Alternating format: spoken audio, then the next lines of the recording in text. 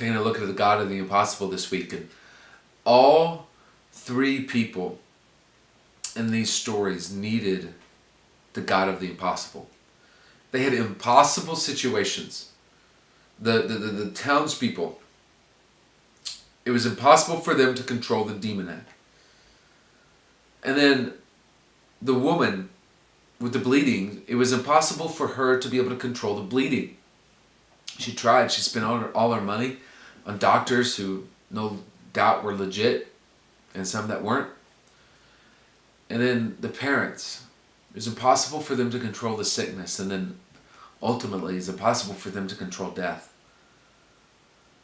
And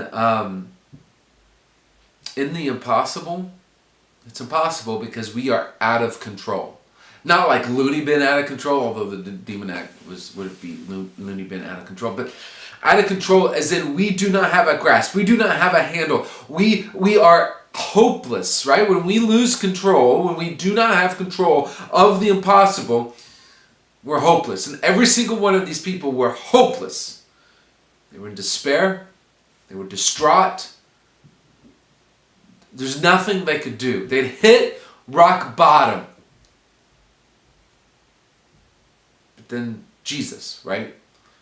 Jesus, in every one of these circumstances, he was able to control the impossible, thus giving hope.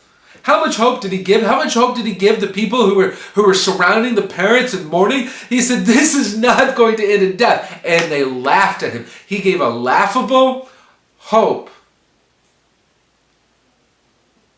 Maybe hope in your circumstance is laughable. That you just, yeah, it'd be great to be able to get to the point to even have hope. But everything's out of control.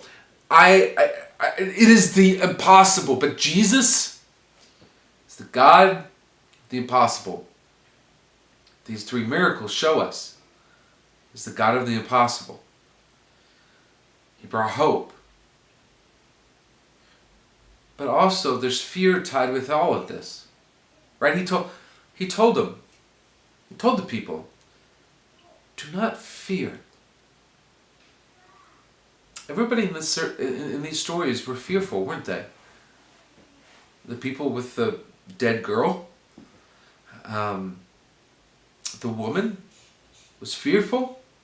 Fearful, what if I don't stop bleeding? But then fearful, like I stole a miracle from Jesus. So, I mean, what's he going to do to me? I broke the 10 Commandments by stealing the miracle from Jesus. I mean, what's going to happen next, right? And then the townspeople, they were fearful. They were fearful of Jesus, the one that controlled the one they couldn't control, but they were fearful of him. Why was that? Because he controlled what they could not control. We're fearful that we cannot control the impossible, but then we're fearful of the one who can control the impossible. And so he tells us, do not fear me, because if you fear the impossible and you fear me, that leaves you in no man's land, that leaves you without hope, that leaves you just completely helpless. Don't fear me. Please don't fear me, because I'm the one that controls the impossible. Look, I don't know how he'll control your situation. He acts and works in every situation differently. And sometimes I'm fearful of Jesus and what he can do, what he won't do, and how I'll look if I do trust him in the impossible, if I put myself out there. And that's on me, right? But here's what I do know, even though it's hard to practice. He is the one who controls the impossible.